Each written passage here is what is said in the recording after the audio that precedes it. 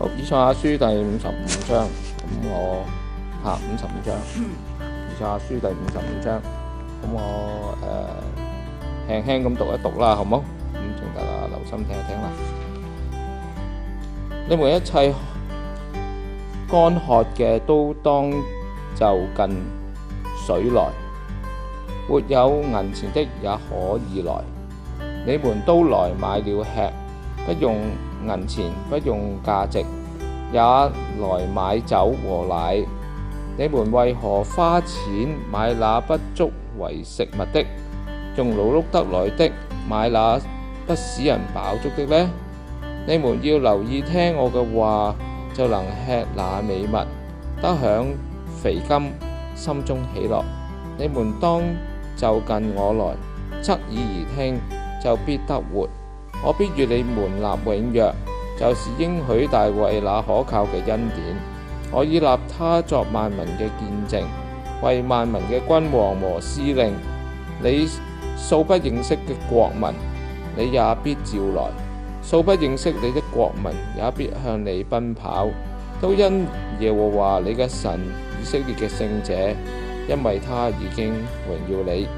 當趁耶和華可尋找嘅時候尋找他，相近嘅時候求告他。惡人當離棄自己嘅道路，不義嘅人當除掉自己嘅意念，歸向耶和華。耶和華必憐恤他。當歸向我們的神，因為神必廣行赦免。耶和華說：我嘅意念非同你嘅意念，我嘅道路非同你嘅道路。天怎樣高過地，照樣我嘅道路高過你們的道路，我嘅意念高過你們的意念。雨雪從天而降，並不返回，卻滋潤地土，使地上發芽結實，使撒種嘅有種，使有吃嘅有糧。我口所出嘅話也必如此，決不徒然返回，卻要成就我所喜悅的，在我發他去成就的事上必然亨通。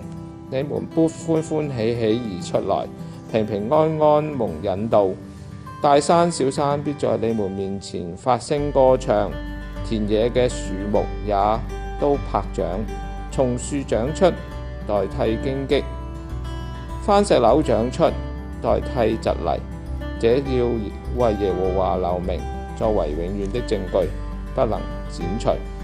咁呢段聖經呢，我諗大家比較熟悉嘅呢，就係第8同第9節，好多時候都講到耶和華說：我嘅意念非同你們的意念，我嘅道路非同你們的道路。天怎樣高過地，照樣我嘅道路高過你們嘅道路，我的意念高過你們的意念。好多時候我哋講呢段聖經，或者特別講呢兩節聖經嘅時候呢，都係講到好似我哋中國人有句説話：人算不如天算。好多時候我哋都係咁樣去睇呢兩節經文。但係如果當我哋去睇翻成章嘅聖經嘅時候呢，喺第55章呢一度呢，其實一開始係講到上帝嘅公義，而人亦都嘗試用自己嘅能力去自我公義，但係作咗一個比較。咁所以如果你睇第55章嘅一開始第頭嘅第1、2節嘅時候呢，你會睇到呢個比較，其實上帝係俾咗，即係藉着以賽亞先知去話俾當時嘅以色列民知道，其實你靠你自己嘅辦法諗住去自己去得到飽足，其實往往所得到翻嚟嘅係遠比你所期望嘅係參天拱地。咁如果喺咁嘅情況之下，所以第3節上帝俾咗一個嘅英文好講叫 offer， 一個嘅即係俾個機會，或者俾嗰個呈現一個機會俾我哋，就話你嚟去親近我啦，你嚟聽我嘅説話啦，你就可以必然得以即係活着，並且同你立咗一個永約。咁而呢個永約就好似係乜嘢？應許大衛嘅可靠嘅一個恩典。嗱，當我哋睇翻呢一個時候呢，我覺得呢段聖經就將嗰個焦點從頭翻去神嘅子民得到呢個世界或者喺呢個創造裏邊所享有嘅，唔係我哋上帝唔俾能力我哋，但係我哋其實仔細去睇返，其實我哋真真正正得到上帝嘅供應，其實喺上帝嘅恩典允準之下先出現。就俾我翻去睇翻呢個創世記裏邊嘅經文。創世記如果你留意到個創世個結構呢，上帝係由開始到創造人之前，都係為人去預備一個上帝容許人可以喺裏邊經營，能夠喺上帝嘅祝福之下去生活嘅一個情況或者環境，而唔係一個純粹人自己創造、自己尋求自己所走嘅路，然後以為可以獨立於上帝。咁所以即係當我哋去從翻以賽亞書呢度講到後邊談論到有關於咩所謂上帝你嘅意念高過我哋嘅意念啊，你嘅道路高過我嘅道路，呢度咧就變成就唔係人算不如天算，而係人重歸於翻嗰個創造嘅系統嗰個 order 嗰個嘅結構。人能夠存在喺呢個世界，能夠有我哋今日享受到嘅所有嘅一切，其實都無疑係上帝允準咗，提供咗一個咁嘅空間，或者用英文講叫俾咗一個 platform， 一個平台嚟到去讓我哋喺當中可以享受上帝嘅創造。嚟到即係年尾嘅時候，我想即係藉住呢段聖經，亦都同大家一齊去當係一個勉勵啦。好多時候我哋即係做咗一整年，今年我唔知點解我覺得好快啊！我今年即係成日我覺得好似啱啱先1月開始咗幾日咧，咁點解而家突然間去到12月尾嘅咧，咁快嘅咧？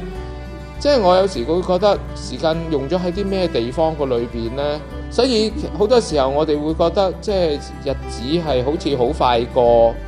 但係用咗喺一啲唔知乜嘢嘅上邊。咁但係當呢段聖經我再讀嘅時候，就提醒翻我其實我根本上喺今年係咪喺上帝嗰個恩典提供嘅呢個平台裏邊去努力呢？還是好多時係做咗自己想做嘅嘢，或者只係自己想去經營嘅事，而忘記咗上帝提供呢個平台？因為當我哋如果喺活喺上帝嘅平台裏邊之下而去生活嘅呢，你可以睇到呢度話，呢個係一個永約，呢個係可靠嘅。相對住如果單純自己去決定嘅，自己去尋索嘅，其實只係一個漫無目的嘅一個表現。有時我諗翻好似而家我哋新嘅即係下一代咧，佢哋好中意搞咩初創啊，搞嗰啲嘢咧。其實我覺得呢個係社會一個風氣咧，去做到佢哋覺得自己係無敵啊，自己有能力，然後可以憑自己去做一啲嘢，然後賺自己嘅第一筆嘅金錢，然後自己去建造自己王國。但係呢種嘅往往我哋所睇見嘅所謂初創嘅企業咧，10000個都冇一個係真係會成功。咁當我諗到呢段聖經嘅時候，就有一種唏噓，覺得而家新嘅一代其實根本睇唔到上帝提供嘅平台，而係只係走去一個自己建造嘅平台。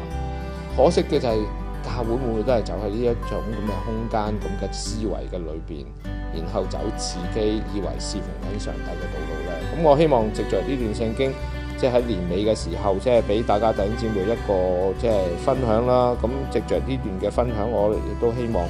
能夠俾我哋多一點嘅即係提醒，藉着聖經，我哋應該活喺上帝嘅平台裏邊，唔好諗住靠自己人力或者靠一啲人自己做咗嘅平台嚟到去成為自己可以成功嘅踏腳石。因為往往嗰啲嘅成功好似睇落係喺短線上邊係一個成功，但係結局嘅可能只不過係一個好虛幻、好短暫